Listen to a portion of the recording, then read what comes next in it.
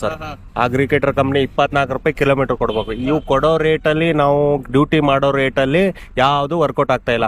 ಇವು ಮನೆ ಪರಿಸ್ಥಿತಿ, ಮನೆ ಜವಾಬ್ದಾರಿ ಸಲುವಾಗಿ ಮಾಡ್ತಾ ಇದೀವಿ ಸರ್ ನಾವು.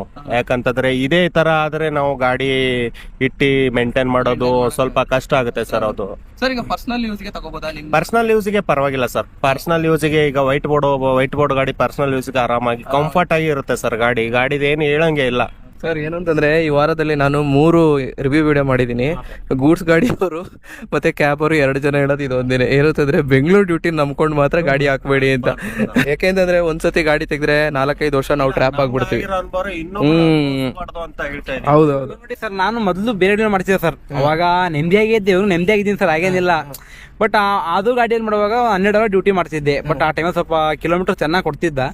ಇವಾಗ ನೋಡಿ, ಇದು ಗಾಡಿ ತೊಗೊಂಡ್ಮೇಲೆ 24 ಅವರ್ ಮಾಡಿದ್ರು ದುಡ್ಡು ಉಳಿಯಲ್ಲ ಸರ್. ಇನ್ನೊಂದೇನು ಅಂತಂದ್ರೆ ಯಾವುದೇ ಒಂದು ವೆಹಿಕಲ್ ಇರಲಿ ಸರ್, ಅದರ ಒಂದು ಸೇಫ್ಟಿ ತುಂಬಾ ಇಂಪಾರ್ಟೆಂಟ್ ಆಗಿರುತ್ತೆ ಸರ್. ನಿಮ್ಮ ಒಂದು ಈ ಹೊಸ ವೆಹಿಕಲ್ ಅಲ್ಲಿ ಸೇಫ್ಟಿ ಫೀಚರ್ಸ್ ಯಾವ ರೀತಿ? ಸೇಫ್ಟಿ ಸರ್, ಇವಾಗ ಮೊದಲು ಬರುವಂತ ಗಾಡಿಗೆ ಏರ್ ಬ್ಯಾಗ್ಸ್ 2 ಮಾತ್ರ ಇದೆ ಸರ್, ಅಂದ್ರೆ ಡ್ರೈವರ್ ಮತ್ತೆ ಡ್ರೈವರ್ ಪಕ್ಕದಲ್ಲಿ ಇರೋದಿಗೆ.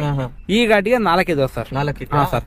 ಈ ಗಾಡಿಗೆ ಹಿಂದೆನೂ ಸೀಟ್ ಬೆಲ್ಟ್ ಕೊಟ್ಟಿದ್ದೇನೆ ಸರ್. ಇವಾಗ ಮುಂದೆ ಸೀಟ್ ಬೆಲ್ಟ್ ಇದಾವೆ. ಇವಾಗ ಏನೇ ವಿತ್ ಫಾಸ್ಟ್ 4 ಗೇರ್ ಬ್ಯಾಗ್ ಮಾತ್ರ ಓಪನ್ ಆಗುತ್ತೆ. ಹಿಂದೆ ಕುಂತಿರೋರಿಗೆ ಸೇಫ್ಟಿ, ಮುಂದೆ ಎಲ್ಲ ಸೇಫ್ಟಿ ಇದೆ ಸರ್. ನಿಮ್ಮ ಮಾಡೆಲ್ ಗಾಡಿ?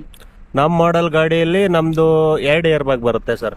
2 ಏರ್ ಬ್ಯಾಗ್ ಬರುತ್ತೆ. ಸೇಫ್ಟಿ ಅಂತ ಅಂದ್ಬಿಟ್ಟು ಇವಾಗ ಗೌರ್ಮೆಂಟ್ ಮಾಡಿದೆಯಲ್ಲ ಸರ್, ಪ್ಯಾನಿಕ್ ಬಟನ್ ಅಂತ ಮಾಡಿದೆ. ಪ್ಯಾನಿಕ್ ಬಟನ್ ಸೇಫ್ಟಿ ಅಂತ ಅದು ಸರ್. ಅದು ಪ್ಯಾನಿಕ್ ಬಟನ್ ಅಂತ ಮಾಡಿದ್ದಾರೆ. ಅದು ಸರ್, ಅದು ಏನಕ್ ಮಾಡಿದಾರೆ ಅಂತ ನಮಗಂತೂ ಗೊತ್ತಾಗ್ತಾ ಇಲ್ಲ.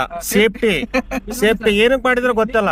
ಇವಾಗ ಎಷ್ಟು ಸರಿ ಪ್ರೆಸ್ ಮಾಡಿದ್ರು ಇದು ನೋಡಿ, ಇದು ಆಕ್ಚುಲಿ ಕ್ಲಿಕ್ ಮಾಡಿದ್ರೆ ನಾವು ಕಸ್ಟಮರ್ ಇಂದ ಇಲ್ಲಿ ಇಲ್ಲ ಡ್ರೈವರ್ ತೊಂದರೆ